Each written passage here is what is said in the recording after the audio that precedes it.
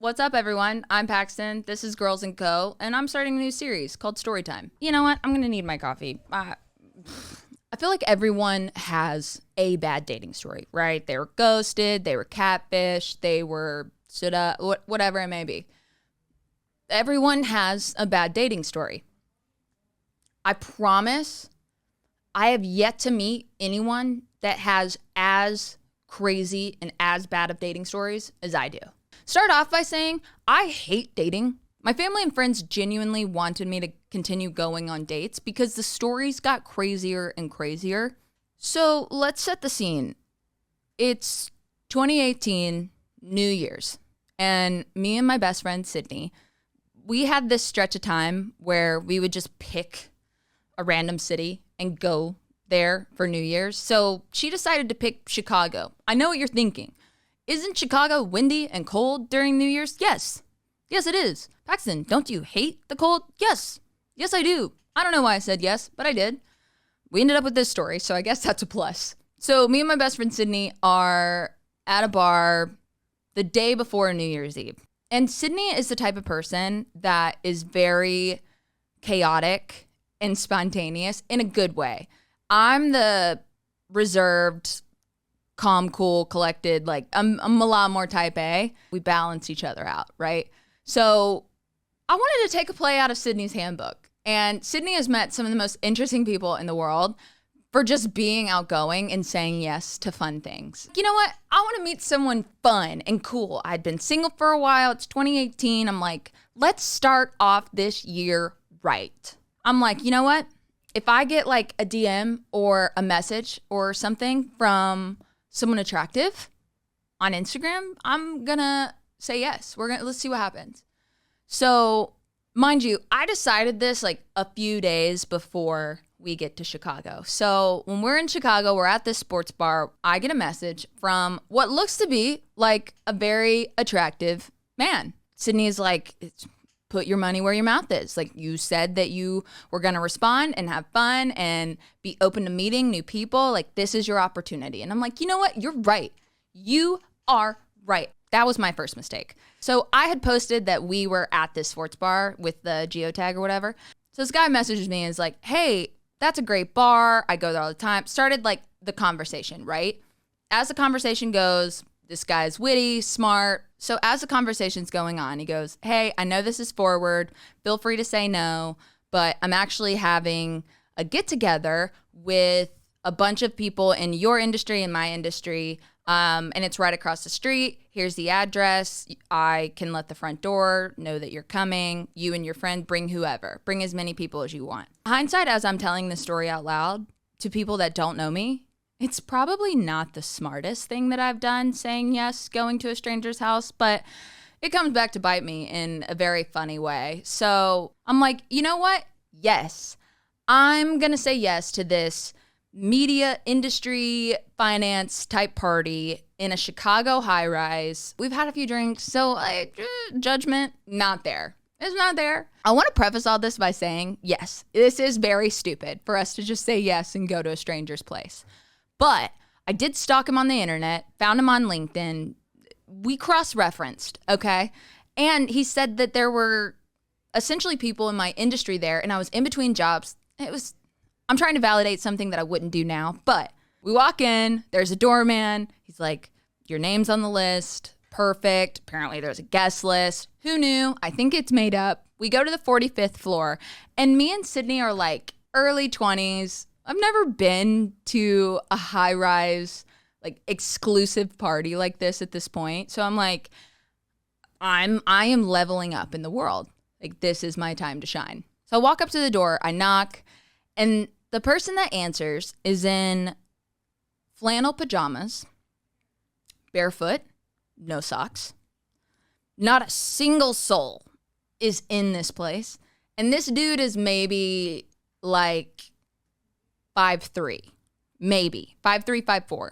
This guy did in fact tell me randomly that he was tall. We walk in and he's like, you guys just missed people. And I'm thinking, there's no possible way that we just missed people. We walk in, I say hi, small talk, whatever. I'm fully prepared to turn around and leave. But Sydney is like, can I use your restroom real quick?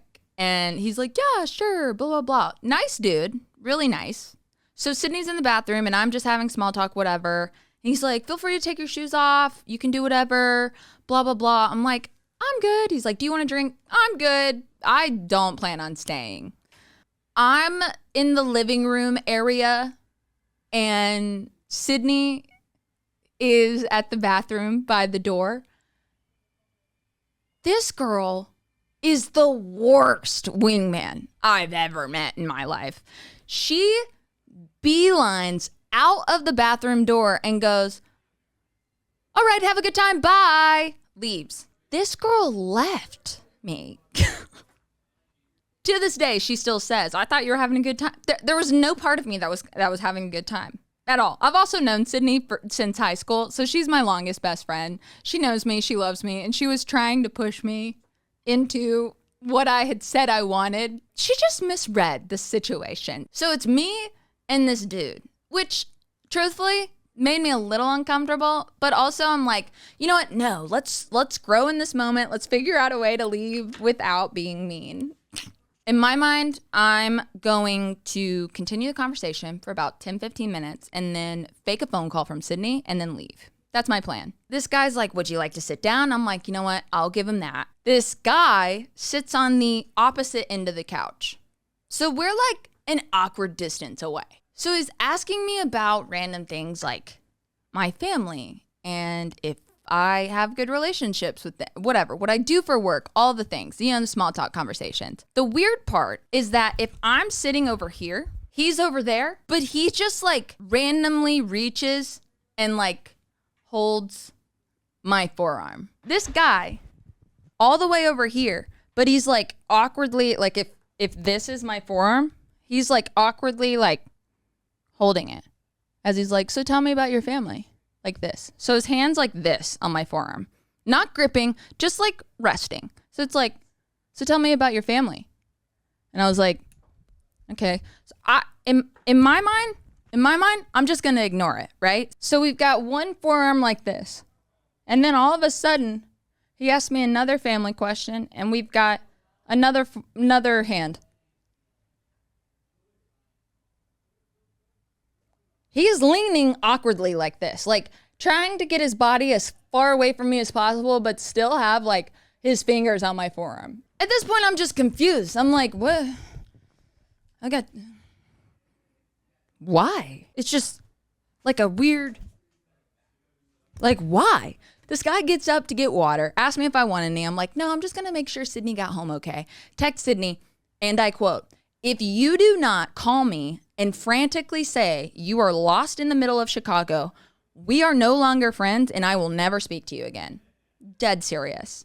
That's what a best friend's supposed to do. You're supposed to save people in situations like this. I need a fake cry. I need a fake like story. I need you've been arrested, something to get me out. This is what I get. Oh no, I'm lost in Chicago, help. This girl had already gotten home and passed out. So my response is to go over the top. I'm like, oh my God, you're lost? You're lost in Chicago? Okay, no, stay right there. I will come find you. And I'm like, I gotta go. Sydney's lost in Chicago. And if anyone knows us, they know that I'm the navigator and she's the one that just has no idea where she's at 99.9% of the time. This is when the story gets good. This guy's like, wait, I need to give you something that I think will make you stay. And I'm like, I am ready to fight and or kill someone if I need to. He goes, just wait right there. This guy goes and sits at his baby grand piano. I know. This will make you happy. So baby, pull me closer in the backseat of your Rover. This man started playing Chainsmokers for me on the piano and was sure of the fact that that was going to either A, seduce me, or B, make me want to stay and marry him. I've never been able to listen to the song Closer by the Chainsmokers the same again. And we get like an eye look over the, one of those.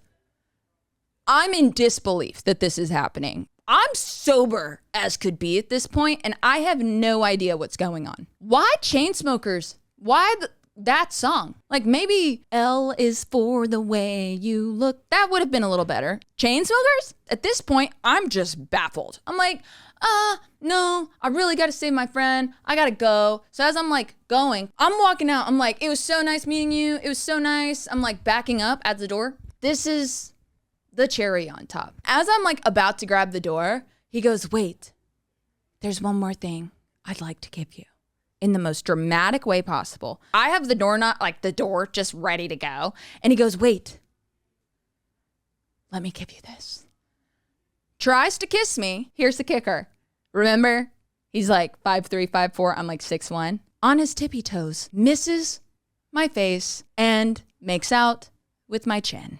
Just right here. So obviously in that moment, I realized a lot. One, we're going to say no to strangers. Two, Sydney cannot be trusted to be my wingman in situations like that. And three, I'm a lot better just being single, because Chainsmokers is not a seducing song. When someone makes out with your chin, it really makes you question things in the world. Really. And the forearm touches, I still don't understand to this day. And it's been years. I don't get that. So that was my first bad dating story for story time. Hope you enjoyed it, or I hope you at least laughed, because it makes everyone else in my life laugh. And that's what I'm here for, to bring some joy to your day and maybe have you questioning my judgment, because I would question my judgment as well. I still do to this day, but that's all I got. Bye, guys.